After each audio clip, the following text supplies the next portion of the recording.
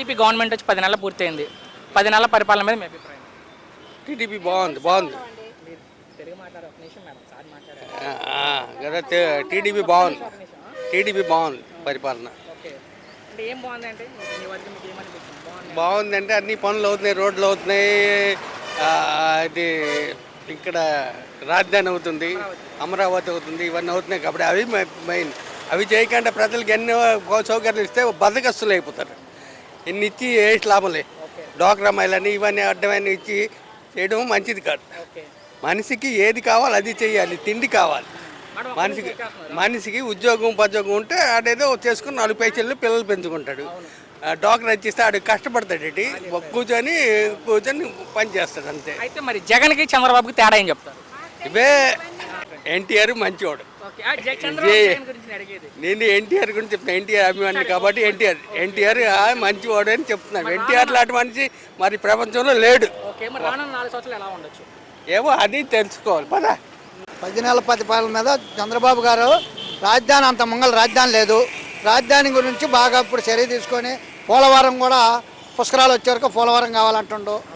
రాజధాని చంద్రబాబు గారు రాజధాని కడతానికి ముందుకొచ్చి రాజధాని కడితే మాకు బాగుంటుందని రాజధాని మీద చంద్రబాబు గారు చర్య తీసుకొని రాజధాని కడుతున్నాడు. దాని మీద మాకు బాగుంది. ఈ పరిపాలన మళ్ళీ ఒక్కసారి చంద్రబాబు గెలిస్తే ఈ ఆంధ్రప్రదేశ్ ప్రభుత్వం భలేగా ఉంటుందని ఈ జగన్ గెలిచి ఈ అందకందాన పడ్డ ప్రభుత్వాన్ని చంద్రబాబు గారు తీసుకొచ్చి గాలిలో పోయిన దీపాన్ని పెట్టినట్టు వెలుగు పెట్టి చంద్రబాబు గారు బాగా అందిస్తున్నాడు. జగన్కి చంద్రబాబుకి తేడా ఏం చెప్తాం? చంద్రబాబు గారే నయం. వాళ్ళిద్దరి మధ్య తేడా నాకు తెలియదు.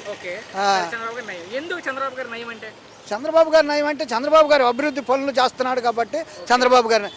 జగన్ ఏం చేశాడు? అభివృద్ధి ఏమైనా చేశాడా? ఏం చేయలేదుగా.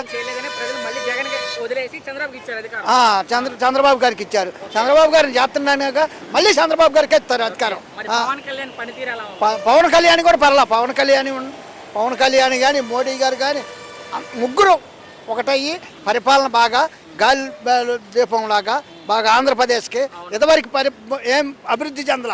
ఇప్పుడు మోడీ గారు కూడా నిర్మలా సీతారాం ఆ వ్యవసాయ శాఖ మంత్రి రాష్ట్రానికి ఎక్కువ బడ్జెట్ ఇచ్చి రాష్ట్రాన్ని నిలబెట్టాలని అంత ముంగల జగన్ టైంలో ఇదిగో నేను వైజాగ్ చేస్తా ప్రమాణ స్వీకారం, నాకు 70 సీట్లు వస్తాయి, 75 సీట్లు నేను వైజాగ్లో ప్రమాణ స్వీకారం చేస్తా అని జగన్ అన్నాడు. కాబట్టి అలా రాజధాని ఇక్కడేనని ఇక్కడ రాజధానికి బాగా బెల్ట్ వేసినట్టుగా చంద్రబాబు నాయుడు గారు బెల్ట్ వేస్తున్నాడు.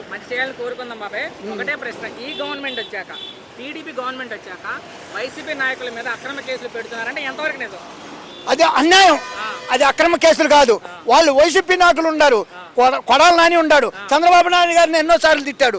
రోజా ఉంది, కొద్దిగా అన్నది చంద్రబాబు నాయుడు గారు.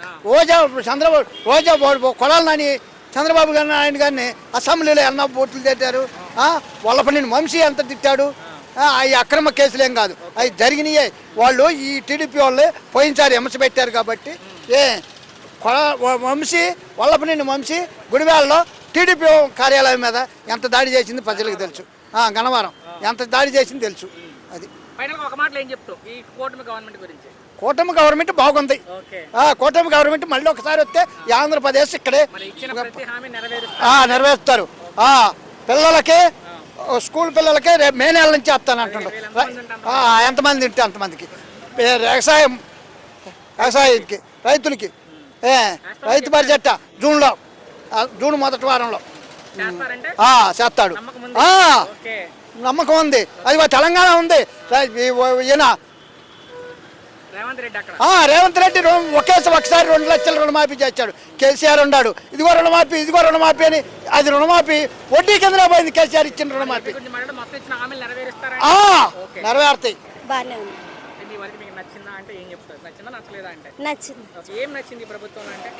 ఒకటి చేసుకొస్తున్నాడు కదా, అన్ని ఒకేసారి అవ్వని అనుకుంటున్నాం అంతే. ఓకే,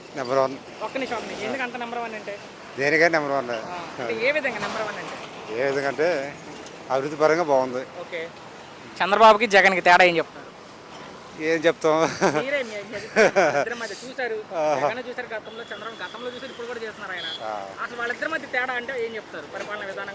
పరిపాలన మరి ఇది బాగుంది.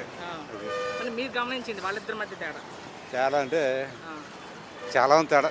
ఒక్కటి చెప్పండి బాబు, చాలా వద్దులే, ఒక్కటి చెప్పండి చాలా ఉంది నా పిల్లగాడు. వెళ్ళిపోతారు, ఒక్క నిమిషం, ఒక్క నిమిషం. వెళ్ళిపోతారు కానీ ఒక్కటే మీరు గమనించిన తేడా వాళ్ళిద్దరి మధ్య. ఆయన అభివృద్ధి లేదు, చంద్రబాబు గారు అభివృద్ధి ఉంది. అది అంటే ప్రజలందరూ కూడా ఈసారి చంద్రబాబు గారిని నమ్మి ఓట్లేశారు. ఓకే, అభివృద్ధి చేస్తారా చేస్తారు. చేస్తారా అంటే ఈసారి? చేస్తారు. మీకు నమ్మకం ఉందా? నమ్మకం ఉంది. ఎందుకు అంత నమ్మకం చంద్రబాబు గారి మీద అంటే? నమ్మకం ఉంది అంతే. మీకెందుకంటే అంత నమ్మకం? మాకంటే ఉంది, సో మీకైతే నమ్మకం ఉంది. నమ్మకం ఉంది. మరి డిప్యూటీ సీఎం పవన్ కళ్యాణ్ పనితీరు ఎలా ఉంది? ఆయనకే నెంబర్ 1. ఆయన బాగానే పనిచేస్తున్నారు. మరి రేపు మే నెల నుంచి ఎంతమంది పిల్లలు ఉంటే అంతమంది 15,000 వేస్తామని చెప్తుంది.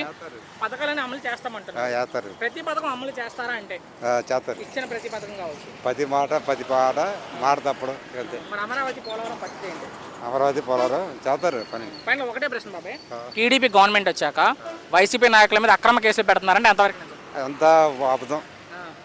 అంటే కేసులు పెట్టడం కానీ అదంతా అబద్ధం. ఎవరు తప్పు టార్గెట్ చేసి ఎవరు తప్పు చేస్తే వాళ్ళ మీద పెడతా తప్పదుగా. చేస్తూ వచ్చి కావాలని పెడుతున్నారు. కావాలని పెట్టరండి. కావాలని నేను ఉంటాను, నా మీద పెడతారా మరి వైసీపీ వాళ్ళు అంటున్నారు కదా. అంటారు. 10 మంది 10 మాట్లాడతారు. మరి లోకేష్ పనితీరు ఎలా ఉంది?